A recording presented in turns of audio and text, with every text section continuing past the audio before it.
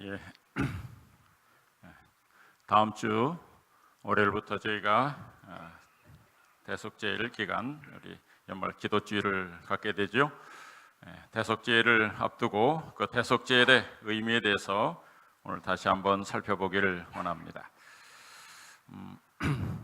여러분들이 혹 신문 속에 들어온 그 찌라시를 통해서 또 뭐 소식을 통해서 내일 저녁 요 앞에 있는 빛과 소금 교회 누가 오는지 다 들었죠? 예, 뭐 앞에 빛과 소금 교회 내일 저녁 7시에 이상고 박사가 와서 강의를 한다고 아주 그 찌라시를 보냈는데 안식교를 떠난 이유 뭐 이렇게 제목이 붙었어요. 뭐 하여튼 그런 제목이 붙어서 오는데 혹 참여해 보고 싶으신 분이 있으십니까?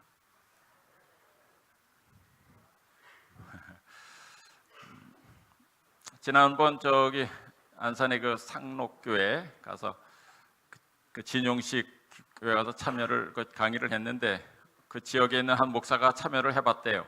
무슨 소리 하나 가봤는데 교회라고는 뭐 조그만 교회인데 뭐 꽉 차면 100명 될 수 있는 그런 교회에서 하고 있는데 뭐 하여튼 소문을 듣고 그래도 그 자리는 꽉 차게 왔더랍니다.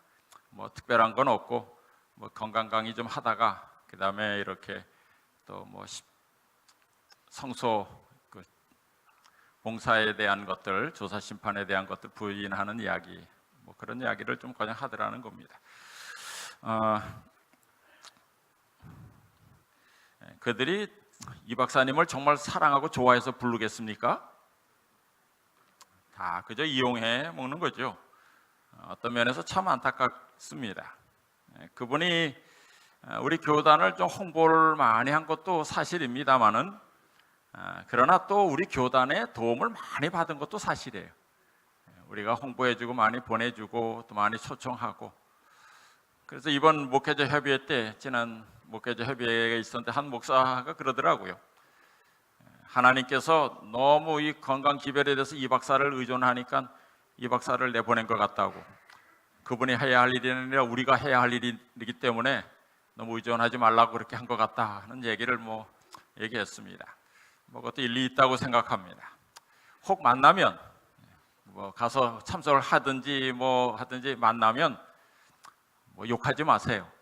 뭐라 그러지 말고 다 똑같은 사람이 되니까 거길 우리를 뭐 비판한다고 우리도 똑같이 비판하지 말고 혹 만나면 그렇게 얘기해 주면 좋겠어요. 그래도 우리는 당신을 사랑합니다. 정말 주님의 은혜로 잘 깨닫고 다시 돌아오셨으면 좋겠습니다. 그렇게 얘기해 주시면 좋겠어요. 혹 만나더라도 그렇게 얘기해 주시고 안타까운 마음으로 기도해 주시고 그렇게 했으면 좋겠다는 생각이 듭니다. 오늘 저희들이 본문을 읽은 이사야 1장 18절로 20절에 있는 말씀 우리가 너무나 잘 아는 말씀이죠. 정말 우리 이사야 1장서부터 우리 여호와께서 우리 하나님께서 뭐라고 하시냐면 오라 이겁니다. 초청을 하고 있어요. 제발 주님 앞으로 좀 진정으로 나오라 이겁니다. 그리고 나와서 너희가 진심으로 회개하면 너희 죄가 아무리 붉더라도 내가 깨끗하게 씻어주겠다. 그렇게 하는데 이사야서를 쭉 보면 그들이 그렇게 순종하지 않아요. 결국 그래서 그들이 다른 나라에 의해서 칼에 삼키우게 되고 다 포로로 잡혀가게 되고 그래서 이스라엘 백성들이 결국엔 전 세계에 흩어져 사는 디아스포라라고 하는 그런 신세가 되고 말죠. 이스라엘 백성들은 이 성소를 중심으로 살아갔습니다. 여러분, 우리가 갖고 있는 이 성경 자체도 성경이지만은 또 이 천연계도 하나의 성경이라 하지만은 이 성소제도 이 하나만 가지고도 이 성소제도도 마치 이 구속의 경륜이 다 드러난 성경과 같은 내용입니다. 이 성소를 잘 연구하면 정말 그 안에 나타난 놀라운 하나님의 사랑, 섭리, 또 계획, 예언들을 우리가 잘 깨달을 수가 있습니다. 오늘 제가 그것을 다 말씀드리려고 한 건 아닙니다. 이스라엘 백성들은 하여튼 이 성소를 중심으로 살아갔습니다. 그 중에서 이 대제사장들과 제사장의 역할이 컸는데 이 제사장의 역할이 아주 예수님의 그 봉사를 상징하는 것 아시죠? 그래서 대제사장은 늘 정결하게, 정말 깨끗하게, 점도 흠도 없이 정말 하늘을 우러러 한 점 부끄러움이 없는 생애를 살아야 했습니다.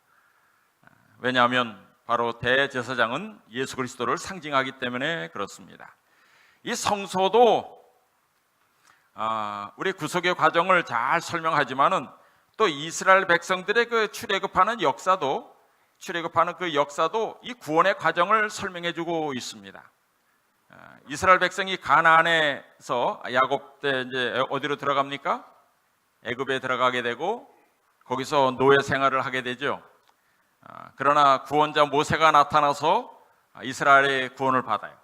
그리고 홍해를 건너서 그리고 광야 길을 건넌 다음에 다시 어디로 들어가요? 다시 가나안으로 들어갑니다.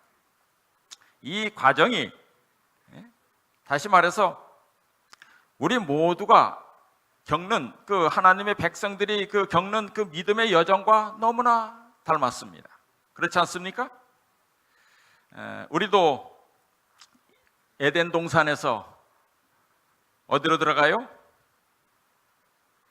죄를 지면서 이 땅으로 쫓겨 나오게 되고 이 세상 애굽으로 나와서 죄의 노예로 살다가 모세와 같은 선지자 그 예수 그리스도의 은혜로 우리가 구원을 받고 예수님을 믿은 사람들은 침례를 받죠. 홍해를 건너듯이 침례를 받고 그리고 우리가 이 광야 같은 세상을 살면서 주님의 인도를 받아 생활하면 결국 우리가 잃어버렸던 어디로 들어갑니까? 다시 에덴 동산으로 들어가게 되는 이 출애굽의 그 모든 역사와 과정이 또 성수의 모든 과정이 바로 다 우리의 구원의 여정과 닮아 있음을 알 수 있습니다. 이스라엘 백성들이 성소에서 하는 기본적인 제사가 5제사가 있는데 제사 종류를 아십니까? 무슨 제사 있죠? 첫째, 번제, 화목제, 또 속죄제, 속건제, 소제 이렇게 있습니다. 이것을 다 설명을 제가 드리려고 한 건 아니고요.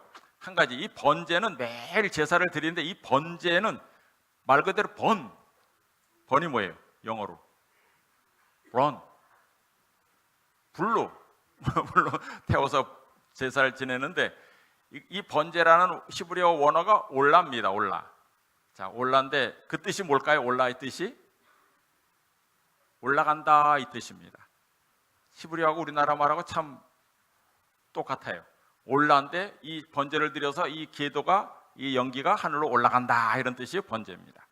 이런 번제, 화목제, 화목을 위해서 또 속죄제, 죄를 지었을 때 또 자기가 알고도 지은 죄를 지었을 때 속건제를 드리고 또 이 가루로 드리는 제사도 있고요.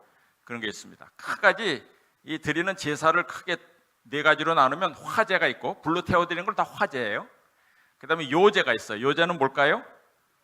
흔들어 드리는 거예요. 제사장이 볕단을 이렇게 든 다음에 이렇게 흔듭니다. 막 흔들어서 제사를 드려요.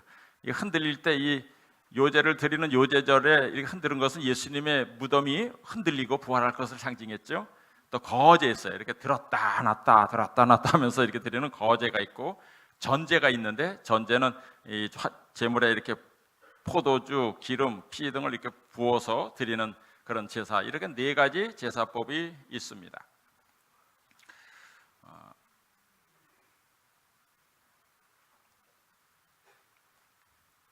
또 이스라엘에는 그 절기가 크게 셋으로 구별하는데요. 봄절기가 있고 여름절기 있고 가을절기가 있어요. 자, 이 봄절기는 여러분이 아는 대로 유월절, 무교절, 그리고 소실절이라고도 하고 요제절이라고 하는 그리고 그 기간이 바로 있습니다. 그래서 무교절은 15일부터 21일까지 보내는데 이것을 전체로 우리가 무교절 주간이라 그렇게 합니다. 그 무교절부터 50일이 지난 뒤에를 우리가 77절, 일주일이 7번 지나기 때문에 77절이라고도 하고 오순절이라고도 하는 절기가 있습니다. 자, 그 다음에 가을절기는 무슨 절기가 있죠? 아까 77절은 여름에 해당되고요. 가을절기는 7월 1일이 나팔절이고 나팔을 불면서 대속제를 예비하라 그런 날이 있습니다.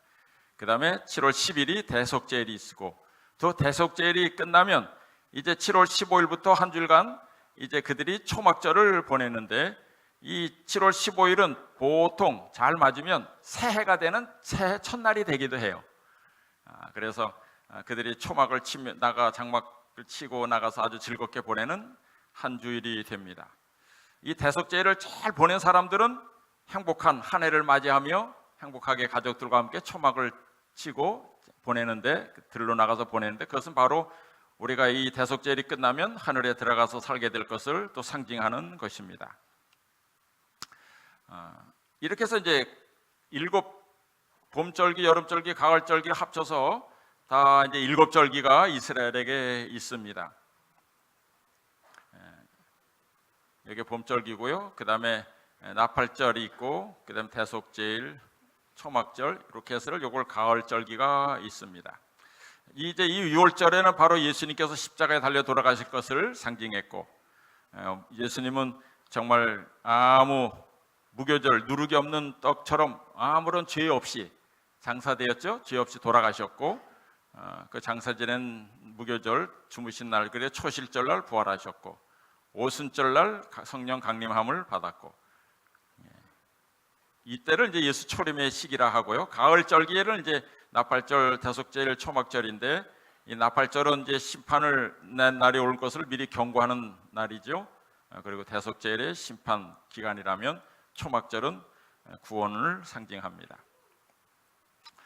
자, 이것을 크게 이스라엘 백성들은 세 절기로 나눕니다. 사실은 이것이 따로 다 있지만은 실제로 모이는 날은 봄에 한번 와서 세 절기를 보내고, 또 여름에 와서 한 절기를 보내고, 가을에 와서 또 세 절기를 한꺼번에 같이 다 이어서 보내게 됩니다.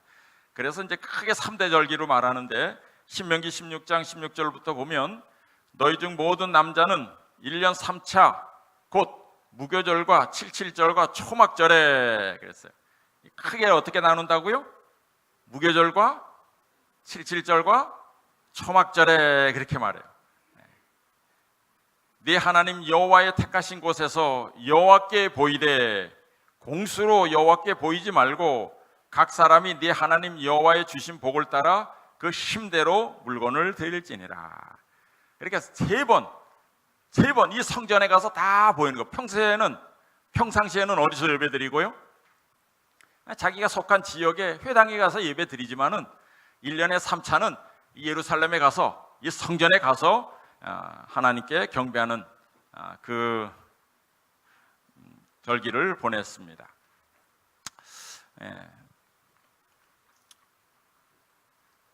모든 교회가, 또 특별히 저희 퇴교원 교회도 적어도 1년 3차 이 중요한 이 절기에는 모두 성도들이 다 참여했으면 좋겠습니다.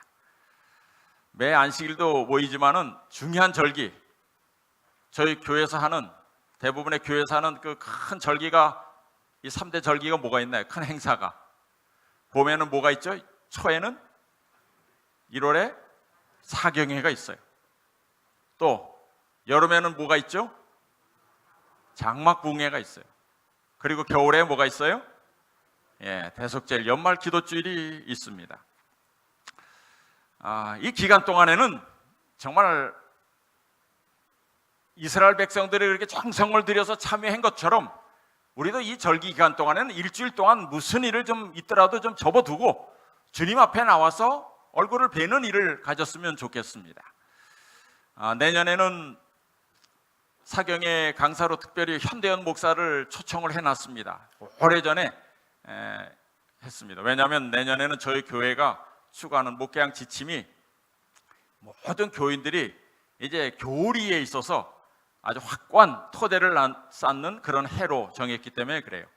내년에는 처음 우리 사경이 아니라 처음 우리 교과 공부도 뭐에 대해서 공부하죠? 제1기 내년 교과 공부가 주제가 뭐예요? 계시록이에요. 계시록. 스테파노비치가 교수가 쓴 계시록을 연구하게 될 것입니다. 석 달 동안. 저희 교회도 계시록뿐만 아니라 난해 구절도 연구하고 또 모든 교회를 만나서 어떤 교인들을 만나더라도 다 대담하고 가르칠 수 있는 그런 교리 연구를 내년에 할 것입니다. 그리고 내년 또 여름에는 장막부흥회를 저희들이 이미 예약을 해놨습니다. 장막부흥회 장소를 2년에 한 번씩 저희들이 단독으로 하는데 괴산에 있는 청소년 수련원을 저희들이 계약을 해놨습니다. 거기가 320명을 수용하는 수련원이고요. 괴산에 있는 청소년 수련원이 전국에서 제일 좋은 수련원으로 소문나 있습니다. 뭐 호텔도 좋고, 시설, 부대 시설도 좋고, 수영장도 있고, 조금만 걸어 나가면 강도 있고, 아주 좋은 곳입니다. 2박 5식을 하는데 식대가 6,000원, 숙박료가 10,000원, 그러면 얼마예요? 5만 원입니다. 1인당 5만 원이 들어가는데 그것이 좀 부담될까 봐, 한 사람 가는 건 괜찮지만 가족이 다 가려면 부담될까 봐 교회에서 1인당 2만 원씩 지원하기로 이미 직원에서 결의했습니다. 그러니까 1인당 3만 원 밥값만 내면 돼요. 밥값만 내시면 숙박하는 거, 그 다음에 교통비, 뭐 거기서 사용하는 모든 것 다 교회에서 지원할 겁니다. 가실 마음 있으시죠? 250명 안 되면 다른 팀 또 불러야 되고, 250명이 넘으면 우리 교회가 그거 다 쓸 수 있어요. 다른 데 못 들어오게 하고 우리가 전체 다 사용할 수 있다. 그래서 저희가 다 쓴다고 이미 예약을 해놨습니다. 7월 마지막 주 금토일입니다. 7월 마지막 금토일 그렇게 예약을 해놨으니까 내년 교회에 여러분 잘 계획 세우셔서 모두가 다 참여하셨으면 좋겠습니다. 어린이건 학생이건 청년 다 작년까지 함께 할 것입니다. 아주 기대가 되는 우리 장막부흥회입니다. 그리고 연말 기도주일 이렇게 이제 있습니다. 자, 바로 연말 기도주일 다음 주에 시작되죠. 이스라엘 백성들이 그 1년에 드리는 모든 그 행사 중에 매일 드리는 제사가 있어요. 이 매일 드리는 제사는 이 성소에서 이루어집니다. 성소. 어떤 사람이 잘못해서 이제 양을 끌고 오나 뭐 비둘기를 끌고 오거나 가난한 사람들은 그렇게 해서 그 양을 그걸 제물로 드리면 그 피를 받아서 제사장이 와서 어디까지 들어가요? 성소까지만 가요. 그래서 성소 앞에 휘장에다가 피를 뿌리고 이 사람의 죄를 속죄합니다. 이것을 매일 드리는 제사예요. 그러나 그 휘장 뒤에 건너편에는 뭐가 있어요? 지성소가 있어요. 이 지성소라는 말은 무슨 뜻이에요? 성소는 거룩한 장소 이 말이고 지성소는 지극히 거룩한 장소라 이 말이에요. most, 영어로 말하면 제일 거룩한 장소라 이 말이에요. 거기에는 언제 들어가요? 1년에 한 번 딱 들어갑니다. 이걸 매년 드리는 제사라 그랬어요. 1년에 한 번 들어갈 수밖에 없어요. 다른 때 들어가면 안 됩니다. 아무리 제사장이라도 대제사장이라도 아무 때나 들어가면 죽임을 당할 수밖에 없어요. 그래서 대속죄일에만 한 번 딱 들어가는데 이 대속죄일이 되면 그날은 정말 엄숙한 날입니다. 그 대제사장이 그 대속죄일에 4번 지성소를 출입을 합니다. 그러면서 이제 속죄 행사를 가집니다. 그리고 이제 제일 마지막에 이제 제일 처음에는 아침에 황소를 잡아요. 황송아지겠죠? 그래가지고 그 피를 가지고 지성소 속죄소에 뿌리면서 이 대제사장과 온 백성의 피가 죄를 다 속죄하는 그런 시간을 갖습니다. 근데 이때 대제사장이 자기의 만약 죄가 남아있는데 그대로 들어가면 어떻게 될까요? 제사장도 그 안에 들어가서 죽임을 당할 수밖에 없어요. 그래서 성경에는 지시하지는 않았지만은 대제사장이 그 지성소에 들어갈 때는 발목에다가 끈을 묶고 들어갔대요. 이렇게 끈을 발목에 끈을 묶고 밧줄을 쭉 묶어서 바깥에 연결을 해놨어요. 왜 그랬을까요? 혹시나 이 대제사장이 죽으면 그 사람 끈으로 들어가면 또 들어가는 사람도 다 죽으니까 어떻게 하려고? 끈으로 잡아 당겨서 이렇게 끄집어내려고 그렇게 했다 그래요. 그래서 이제 제사장이 방울이 달렸잖아요. 제사장 그 밑에 옷에 달렸는데 그게 움직일 때마다 딸랑딸랑 움직이면 우리 제사장이 지금 살아있구나, 지금 봉사하고 계시구나 하는 것을 알 수 있어요. 그렇게 했습니다. 그리고 이제 제일 마지막에 이제 두 염소를 택해서 한 염소는 여호와를 위하여, 한 염소는 아사셀을 위하여 바치죠. 그리고 나서 이제 마지막 그 피를 그 아사셀 염소는 잡지 않아요. 그 아사셀 염소 위에다가 모든 죄를 전가한 다음에 그 다음에 이 아사셀 염소를 저 광야로 끌고 가서 한 산에 끌고 가서 거기서 내놔서 죽게 만들죠. 이 아사셀은 히브리어로 아잘 이런 말인데 제거하다, 분리하다, 떠나가다 이런 뜻이에요. 이 아사셀은 희생제물로 드리는 것이 아니기 때문에 여호와를 위한 제물이 아니라 사탄을 상징해요. 사탄을 상징하고 마지막에 사탄이 결국 하나님과 영원히 분리될 것을 우리가 나타내는 바로 그 대속죄의 행사입니다. 광야로 가서 이렇게 헤매다가 죽는 것처럼 마지막 천년 기간 동안 아무도 없는 이 지구에 홀로 갇혀 있다가, 이 광야에 홀로 갇혀 있다가 삼림 때 우리가 하늘에서 내려오고 그 다음에 사탄이 노임받은 모든 악한 자들과 함께 이 예루살렘을 포위하고 뺏으려 하는 일을 벌이죠. 그때 이제 심판받아 죽게 되는 바로 그 이야기, 그것을 상징하는 것입니다. 오늘날 하나만 좀 더 짚어보면, 이 초대교회 때 봄절기는 초대교회를 상징한다면, 초대 시절에 초대교회를 상징한다면, 이 가을절기는 말세의 우리 시대의 절기를 나타내고 있는 것입니다. 1844년 10월 20일부터 예수님께서 지성소에 들어가셔서 마지막 재림전 심판을 시작했다는 걸 우리가 압니다. 곧 전에 1834년 그때 윌리엄 밀러로 인해서 재림운동이 시작되죠. 바로 이때가 이제 나팔절과 같은 것입니다. 이제 예수님께서 이제 앞으로 오실 것이에요.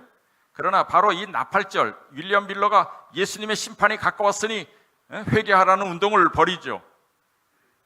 바로 첫째 천사의 기별, 요한계시록 14장에 나온 첫째 천사의 기별을 외쳤던 것입니다.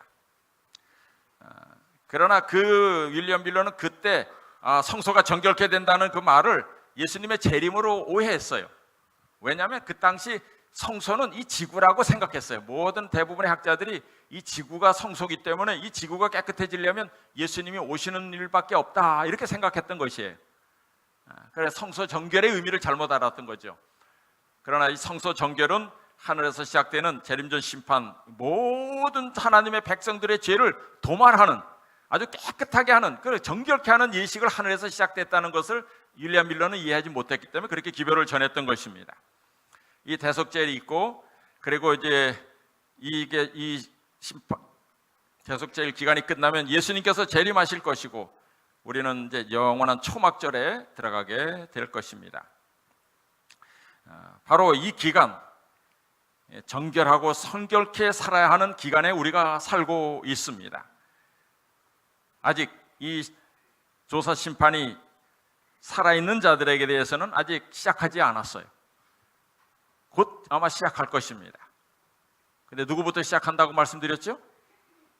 아마 우리 재림교인들부터 시작할 것입니다.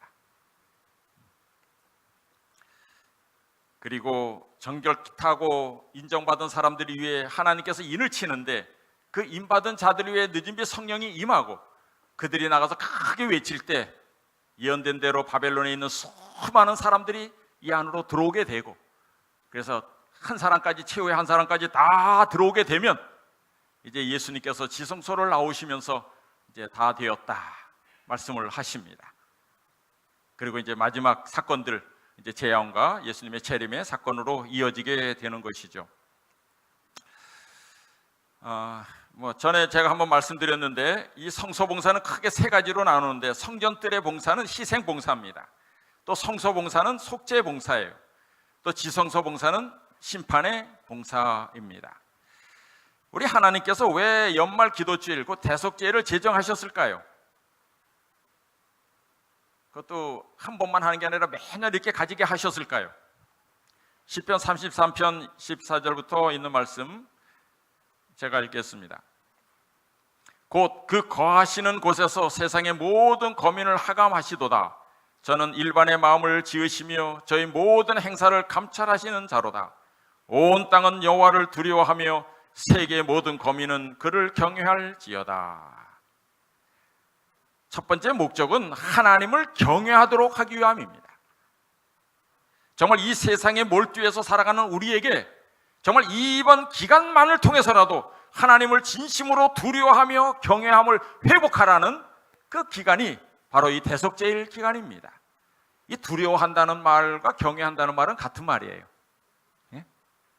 우리 좋은 처자들이 여청년들이 많은데 어떤 청년이 너는 어떤 총각하고 결혼할래? 이렇게 물어보면 저는 하나님을 두려워할 줄 아는 사람과 결혼하고 싶어요. 그렇게 말을 했다면 하나님을 두려워한다 그래서 하나님을 무서워하는 사람과 사귀겠다는 건가요? 아니죠. 정말 진심으로 하나님을 두려워할 줄 아는, 하나님을 경외하는 사람을 찾는다는 말이에요. 사람이 아니라 하나님을 두려워할 줄 아는 사람. 바로 그 목적을 위해서 이 대속죄를 허락하셨습니다. 그 모든 과거의 일들이 우리에게 거울이 되었다 그랬는데 교회 증언 8권 284쪽에 보면 이런 말씀이 있어요. 지성소의 봉사를 위하여 지정된 1년 중 한 날에 대제사장은 향의 구름이 그의 눈에서 영광을 가리고 있는 동안 떨면서 하나님의 임재 앞에 들어갔다. 성전 뜰 저녁에는 모든 소리가 조용해졌다. 어떤 제사장들도 제단에서 봉사하지 않았다. 경배자의 무리는 침묵의 두려움 속에서 머리를 숙이고 하나님의 자비를 얻고자 탄원을 보냈다. 이게 대속죄일 기간에 있는 그 장면을 소개하는 거예요. 이 지성소로 제사장이 들어가는데 이 대제사장까지도 어떻게 들어가요? 정말 떨면서 들어갑니다.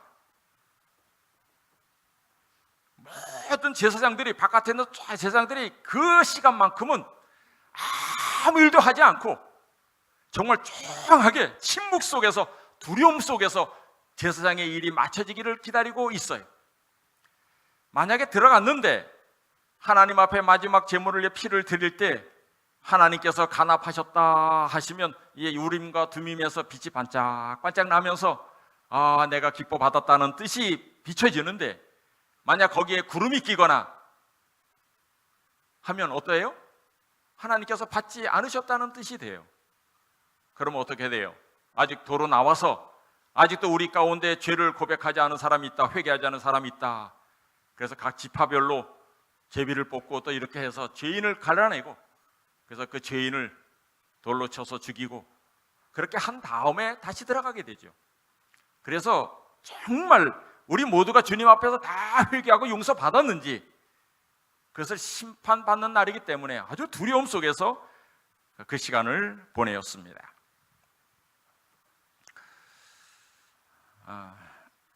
우리도 이런 마음을 좀 이번 기간 동안에 가졌으면 좋겠습니다. 하나님께서 특별히 구별한 이 기간 동안에 정말 구별된 경외함으로 하나님께서 지성소를 구별하셨고 거룩하게 하셨어요. 아무도 쉽게 범접하지 못하게 했죠. 그 이유가 뭐냐면 하나님께 대한 구별함과 경외함을 가지도록 하기 위함이었어요. 1년에 한 번 들어가는 이 지성소처럼 우리도 1년 한 번 있는 이 대속죄일 기간에 이런 두려움과 경외함으로 정말 진실되에 임하시게 되길 간절히 바랍니다. 이 두 번째 기도죄의 목적은 죄의 도말입니다. 여러분이 잘 아는 대로 이 도말을 위해서 필요합니다. 이사야 44장 22절에 있는 말씀을 함께 읽겠습니다. 시작. 내가 내 허물을 빽빽한 구름에 사라진 같이 내 죄를 안개에 사라진 같이 도말하였으니 너는 내게로 돌아오라. 여기서 이 돌아오라라는, 이 도말이라는 말은 이 히브리어로 마하인데 뜻이 씻다 이 말이에요. 닦아내다, 또 지워버리다, 이런 의미가 있어요. 우리는 이 말을 갖다가 이제 도말이라고 이제 했는데, 이 도말이라는 말은 말 그대로 페인트 칠한다 이 말이에요. 페인트를 언제 칠하죠? 페인트를 왜 칠합니까? 아주 깨끗하게 멋있게 보이기 위해서도 칠도 하지만은 더 큰 이유는 오래돼서 때 묻은 이 더러워진 것들을 이 칠해서 이 없애려고 깨끗하게 하기 위해서 이 칠을 하는 것 아닙니까? 그래서 정말 우리가 진심으로 주님 앞에 나가서 회개하게 되면 우리가 하늘 그 죄책에 기록된 모든 죄악들이 있는데 그 위에 하나님께서 용서라고 큰 글씨를 쓰시면서 그 모든 죄를 다 도말하신다, 덮어버리신다는 것입니다. 그래서 이 기도주일이 중요한 이유가 바로 그것입니다. 진심으로 회개하면 지난 한 해 동안 우리의 추하고 더러운 죄악들을 다 도말할 수 있는 기간이기 때문에 그래요. 그리고 즐거운 마음으로, 새 마음으로 새 출발할 수 있게 하기 위함인 것입니다. 이렇게 매해 있는 이 대속죄를 성실하게 보낸 자들은 어떤 복을 누릴까요? 여러분이 나중에 여러분의 심판대 앞에 설 것입니다. 혹 이제 야곱의 환란 속에 산 속에 들어가서 혹 주님 앞에 홀로 서게 되는 그 기간 동안에 그 사람들에게 있어서 가장 중요한 생각이 뭘까요? 과연 나의 죄는 다 도말되었는가? 나는 정말 구원받을 자에 속해 있는가? 두렵고 떨리지 않겠어요? 만약 그때 여러분들이 매년 정말 성실하게 이 대속죄를 보냈다면, 해마다 내가 진심으로 이 대속죄일 기간에 회개하고 모든 것을 다 청산하고 보냈다는 마음이 든다면 그때 얼마나 마음이 평안하시겠습니까? 그러므로 이 지금 맞이하는 이 은혜 기간 내 안에 있는 이 대속죄를 헛되이 보내지 않게 되시길 간절히 바랍니다. 이사야서에 보면 하나님의 탄식이 나옵니다. 이사야 43장 22절부터 한번 읽겠습니다. 그러나 시작. 그러나 야곱아 너는 나를 부르지 아니하였고 이스라엘아 너는 나를 괴로워하였으며 내 번제 양을 내게로 가져오지 아니하였고 내 제물로 나를 공경하지 아니하였느니라. 그러니까 하나님께서 언약하시고 보증하시고 소망을 주는데도 하나님의 백성들이 하나님께 나오지 않는다는 것입니다. 제발 좀 나와라 이거예요.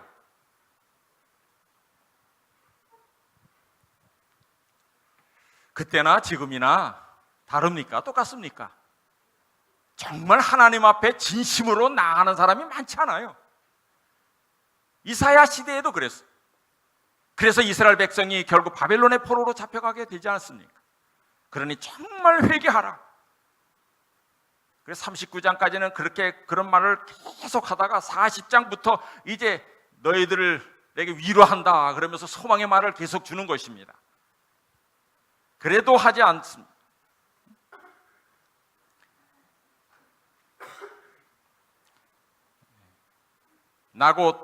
나는 나를 위하여 내 허물을 도말하는 자니 내 죄를 기억지 아니하리라. 이 44장 22절에 또 한 번 나와요. 만일 내 허물을 빽빽한 구름에 사라진 같이 내 죄를 안개에 사라진 같이 도말하였으니 너는 내게로 돌아오라. 내가 너를 구속하였음이니라. 매해마다 이스라엘 백성도 또 배반하고 또 배반하고, 그러면 하나님은 또 자비를 베푸시고 돌아오라고 호소하시는 그 하나님이십니다. 저희들도 똑같습니다. 그래서 우리가 매년 이 기도주일을 갖는 이유가 여기 있는 것이에요. 진심으로 돌아가는 일을 즐겨하지 않는 그런 백성들 때문에 우리 주님께서는 계속적으로 호소하고 있는 것입니다.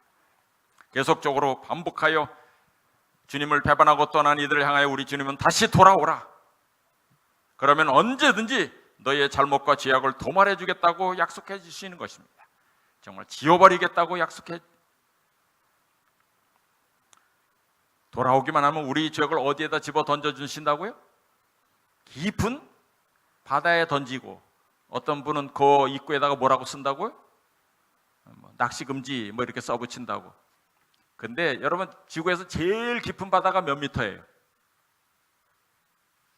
마리아나 해구가 12,000m 보다 더 깊잖아요. 필리핀 동해상 쪽에 있는 거기가 세계에서 제일 깊은 바다인데 이 제일 높은 산 에베레스트보다 더 깊어요. 그 깊은 바다에 던진다는 거예요. 꺼내지 못하도록. 감사하십니까? 별로 안 감사한 것 같아요. 제가 전에 한 말씀 드렸나? 어떤 교회 그 집사님이, 아멘 집사님이 있어요. 그런 분이 한 분씩만 있었으면 좋긴 하긴 하겠는데, 얼마나 조금만 감동을 줘도 아멘! 아멘 해서 도움을 주는 게 아니라 너무 방해가 돼요. 예? 깜짝 놀라고, 옆에 분이 깜짝 놀라고. 그래서 어느 날은 특별한 집회가 있어서 목사님이 그분을 불렀대. 목회실로 불러가지고 여기서 좀 잠깐 계시라고. 그래서 거기다가 성경이나 뭐 또 예언의 신 주면 너무 또 감동받다가 아멘 아멘 할 것 같아가지고 제일 은혜 없는 지리책을 줬대. 지리책. 이거나 읽으면서 좀 있으라고. 왜요? 그랬더니 하여튼 요거 좀 읽고 있으라고 그랬는데, 지리책 읽으면서 무슨 은혜가 있겠어요. 그런데 그 집사님이 일단 예배가 그래서 그날은 잘 순조롭게 진행되는데, 조금 있다가 중간 정도 가는데 갑자기 저 밑에서 아멘 소리가 들리더래. 그래서 왜 나중에 불렀대. 뭐 지리책 읽으면서 은혜스러운 게 있다고 아멘이나 하냐고. 그랬더니 여기 보세요. 여기 뭐 세계에서 제일 깊은 바다가 1만 미터가 넘어요. 근데 우리 하나님 우리의 죄를 깊은 바다에 던지신다 그랬으니 얼마나 은혜로운 게 아닙니까? 그러는 얘기 있어요. 예. 정말 우리 주님은 돌아오기만 하면 용서해 주시겠다 해요. 그런데 돌아오지 않는 것입니다. 얼마나 하나님께서 탄식하고 계시는지 몰라. 돌아오는 중간에 하나님의 탄식이 나오지 않게 되시길 바랍니다. 정말 주님 오실 날이 멀지 않았어요. 적극적으로 회개하고 그런 마음으로 참여하시게 되길 바랍니다. 근데 한 가지 제가 한 이야기를 말씀드리죠. 그 청준이라는 사람이 쓴 그 벌레 이야기가 있어요. 벌레라는 그 소설이 있는데, 이 소설을, 이 벌레 이야기라는 것을 영화화 만든 것이 밀양이라는 영화로 만든 거예요. 혹 보신 분이 계신지 모르겠어요. 저는 뭐 보지는 않고 그 내용을 들어 알아요. 그게 뭐냐면, 그 신혜라는 한 사람이 주인공이 나오죠. 그 신혜라는 사람이 주인공이 남편이 교통사고로 나서 죽어요. 그러니까 이 사람이 남편의 고향인 밀양으로 가서 살려고 내려갑니다. 아들 하나 데리고, 준이라는 아들 하나 데리고 내려가서 살려고 갑니다. 아마 거의 다 가가지고 뭐 차가 고장 나는 바람에 거기서 뭐 카센터 어떤 사람을 만나고, 그 사람이 가면서 이제 이 여자를 짝사랑하게 되면서 많이 도와주는 이야기가 나와요. 근데 이 밀양에 내려가서 이제 사는 동안에 이 피아노, 조그만 이제 뭐 전공한 건 아니고 피아노 이렇게 교습소를 냈는데, 뭔가 모르게 자신을 좀 나타내고자 하는, 과시하고자 하는 마음이 이 신에게 있었어요. 그래서 어떤 부동산을 찾아가서 혹시 이 주변에 좀 남는 땅이 있습니까? 물었어요. 돈도 얼마 없는데 괜히 뭐 은행에 놔두는 것보다는 땅에 투자하는 것이 좋을 것 같아요. 그래가지고 땅을 묻고 다닌 것입니다. 그러니까 사람들에게는 서울서 내려온 저 사람이 돈이 많은가 보다, 이렇게 생각을 한 거죠. 어느 날 노래방에 갔다가 왔는데 자기 아들이 돌아오질 않아서 막 수소문을 하는데 보니까 유괴범에 납치된 거예요. 나중에 알았지만은 그 웅변학원 원장이 납치한 거예요. 돈 많으니까 돈을 뜯어내려고. 그래서 전화를 걸었어요. 그때 이 신혜가 가지고 있는 전 재산이 870만 원밖에 안 됐어요. 그래서 사람들이 그걸 이제 나 이 돈밖에 없다고 다 갖다 줬어요. 거짓말 말라고. 에? 네가 돈 많은 거니까 더 가져오라 이거. 없다고 사정을 하지만 결국 돌아온 거는 싸늘한 그 아들의 시체밖에 안 돌아오죠. 정말 남편 잃고 돌아와서 정말 그걸 이기고 살아가려고 하는 이 사람에게 더 큰 충격이 왔죠. 그래서 정말 살 맛이 없었죠. 정말 방황하는 이 사람에게 약사가, 그 동네 약사가 있었어요. 그 맨날 아프니까 약을 구하러 가서 뭐 마음 진정제 먹고 수면제 먹고 잘 자고 이렇게 자고 하는데, 그 약사가 이 약으로 못 고칩니다. 당신을 고칠 수 있는 건 다른 데 있습니다. 그게 뭡니까? 했더니 예수님을 믿으라고 합니다. 쓸데없는 소리 말라고 처음엔 거절하지만 그거 하도 간곡하게 하니까 예수님을 믿기로 해요. 그리고 예수님을 믿고 교회 나가서 이제 마음에 좀 평안을 찾았어요. 그리고 예수님의 사랑을 깨닫고 예수님이 나에게 이런 큰 용서를 베푸셨다는 걸 알게 되면서 나도 나에게 가장 큰 죄인을 용서해야 되겠다. 너희가 너희 죄를 용서해야 할 때 내가 용서받으니 내 아들을 죽인 그 웅변학원 강사를 찾아가서, 원장을 찾아가서 내 용서한다고 말해야 되겠습니다. 그랬어요. 그래가지고 감옥에 갇혀있는 그 사람을 찾아가죠.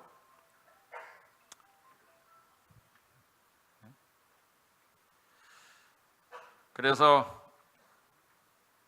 정말 하기 힘든 말이지만은, 예? 그 앞에 찾아가서 그렇게 합니다. 정말 예수님의 은혜를 내가 힘입어서 내가 당신의 죄를 용서하겠습니다 합니다. 예?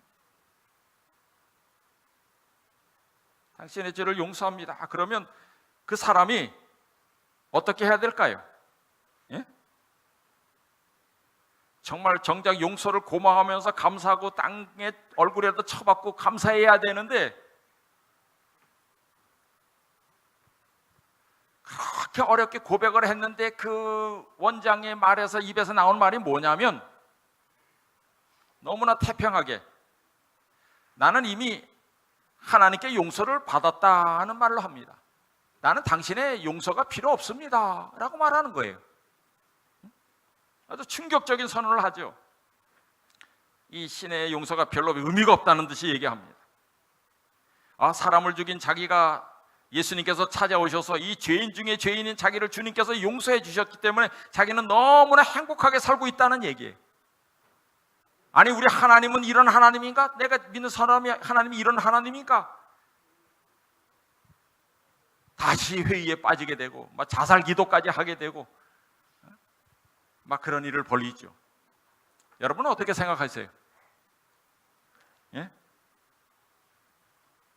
이 사람을 죽인 이 웅변학원 원장이 용서 받았습니까? 예? 받았다고 생각하십니까? 물론 거기 찾아간 목사가 전도하면서 무슨 죄든지 다 용서받을 수 있으니까 주님 앞에 회개하면 된다고 했겠죠. 그러나 한 가지는 더 안 가르친 것 같아. 마태복음 5장 23절입니다. 한번 같이 읽겠습니다. 시작. 그러므로 예물을 제단에 드리려다가 거기에서 내 형제에게 원망 들을 만한 일이 있는 줄 생각나거든 예물을 제단 앞에 두고 먼저 가서 형제와 화목하고 그 후에 와서 예물을 드리라. 그저 기도주일 기간은 여기 나와서 무릎만 꿇는다고 다 해결되는 게 아니에요.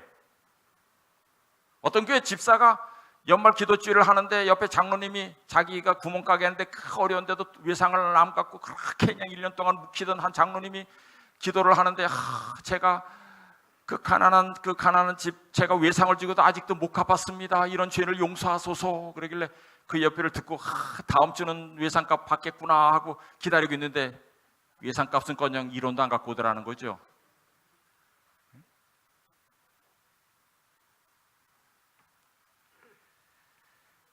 이 말씀처럼 정말 자기가 사과해야 될 사람은 찾아가서 사과해야 돼요. 사람들과 먼저 화해해야 됩니다. 빚이 있으면 갚아야 돼요. 하나님께도 마찬가지예요. 정말 못 갚으면 가서 그 사람에게 양해를 얻어야죠. 그거 안 하고 하나님 앞에 나와서 내 죄를 다 용서해 주십시오. 구체적으로도 안 하고 그냥 1년 동안 지은 죄 다 용서해 주세요 이러면 하나님의 옳거니 다 됐다 그러고 용서해 주시나요?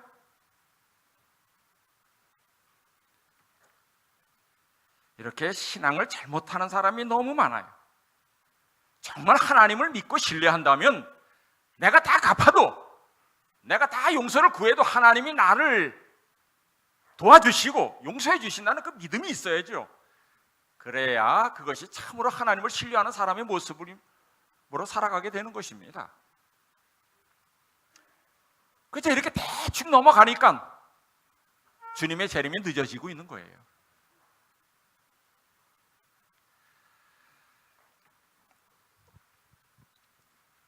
정말 우리 다음 주에 이런 전에 없던 놀라운 연말 기도주일, 정말 큰 회개가 일어나는 그런 기도주일이 되길 간절히 바랍니다. 기도주일에 대한 말씀은 이만큼 마치고, 오늘은 특별히 여러분 무슨 날이죠? 오늘은 무슨 헌금일이죠? 연말 희생 감사 헌금일입니다. 오늘 이거를 모르고 있는 걸 보니까 준비해 오신 분이 별로 없네. 오늘은 무슨 날이었다고요? 연말 희생 감사 일입니다. 여기 안 적어놔서 몰랐나요?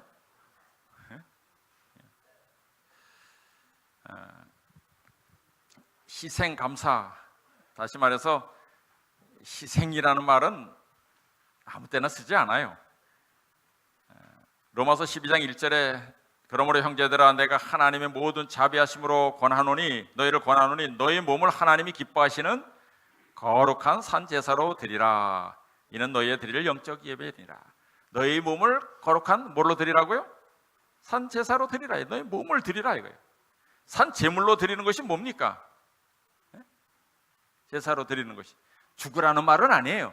제물로 드렸지만, 그러나 산 제물로 만약 드린다면 내 것을 드리는 것이 산 제물로 드리는 게 아니에요. 뭘 드려야 돼요? 나를 드리는 거예요. 닭이 계란을 드리는 거는 내 것을 드리는 거예요. 그래 자기 몸을 삼계탕으로 드리는 게 뭐예요? 그건 죽은 제물이에요. 그 뒤에 로마서 12장에 쭉 읽어보면 어떻게 하는 것이 이 세대를 본받지 말고서부터 쭉 한 15가지가 산 제물로 드리는 방법이 나와요. 그것을 다 말씀드리는 게 아니라 정말 내가 내 몸을 다 드린다는 마음으로 드리는 것이 산 제물로 드리는 것이고 산 제사예요. 무슨 예로 드릴까 하다가 여러분이 잘 아는 치악산 얘기 아시죠? 이 치악산의 치자가 꽁치자래요. 아십니까? 꽁치자를 써요. 왜 꽁치자를 써서 치악산이라 했는지 여러분 잘 아시죠? 바로 그 상원사의 전설 때문에 그래요. 어떤 젊은 선비가 돌을 닦고 활을 잘 쏘는 선비인데 가다 보니까 산을 넘어 이렇게 가는데 저쪽에서 막 뭐 새 울음소리가 막 나서 이렇게 가보니까 큰 구렁이가 이 새끼를 알을 품고 있는 이 꽁을 갖다가 그걸 뚫뚫뚫 말아서 그냥 집어먹기 직전이에요. 이렇게 잡아먹기 직전에 있어요. 그래서 그냥 활을 쏴서 그 구렁이를 죽였어요. 그랬더니 이제 이 꽁이 너무나 감사해서 고맙습니다. 이 은혜를 또 갚겠습니다. 뭐 그랬어요. 그러다가 이제 이 선비가 넘어가는 길에 해가 져서 어디 묵을 데가 없나 봤더니 아주 조그만 절이었는데 낮에 보니까 무슨 집 같아 보였어요. 거기 이제 들어가서 자려고 문을 두드리니까 아주 젊은 사람이 나와서 한 아주머니가 나와서 들어오서 주무시라고. 그래서 이제 거기서 잠을 잘 자고 있는데 자다 보니까 막 숨이 막혀서 이렇게 눈을 떠보니까 그 구렁이가 자기를 뚫뚫뚫 어떤 구렁이가 자기 목을 막 조이고 있어요. 왜 나를 죽이려고 합니까? 그러니까 네가 낮에 죽인 그 구렁이가 내 남편이었다. 그러면서 내가 너를 복수하려고 한다. 이제 이러는 것입니다. 막 뚫어가면서 제발 한 번만 살려주십시오 했더니 이 구렁이가 뭐라 그러냐면 저 위에 절이 하나 있는데 그 절에서 종소리가 3번 울리면 내가 널 풀어주마 그랬어요. 근데 그 절은 아무도 없는 빈절이에요. 그 빈절에서 종이 울릴 일이 없잖아요. 그러니까 저 절에서 3번 종이 울리면 닭이 울기 전에 3번 울리면 또 누구 말 같아요?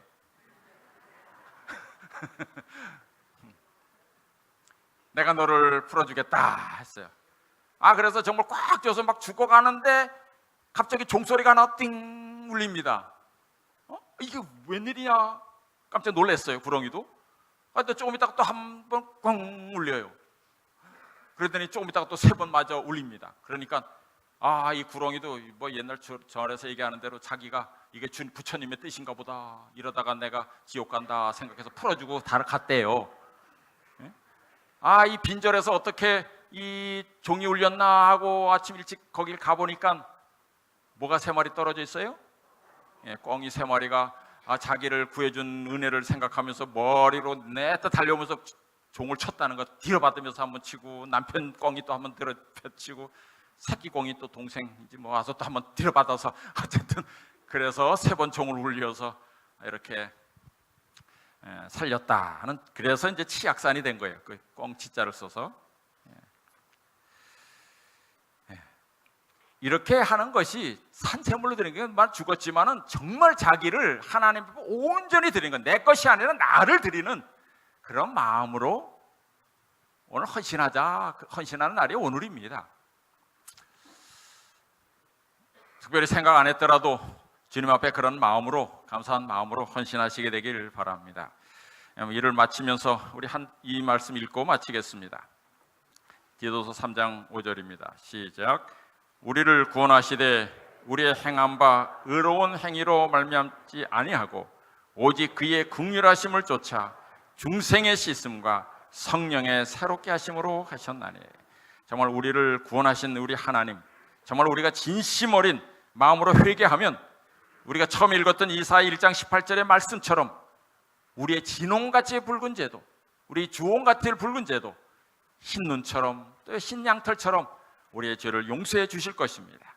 깨끗하게 해주실 것이고 또 성령의 새롭게 하심을 맛보실 것인데, 죄로부터 도말될 뿐만 아니라 우리 죄인에게 베풀어 주시는 용서와 성령의 새롭게 하심을 경험할 수 있는 이 한 주일이 될 수 있기를 간절히 바랍니다. 정말 그리하여 이 새해를 보내면서 주님 안에서 이 새로 태어나는 참된 중생의 경험을 이루는 귀한 한 주일이 되길 주님의 이름으로 축원합니다.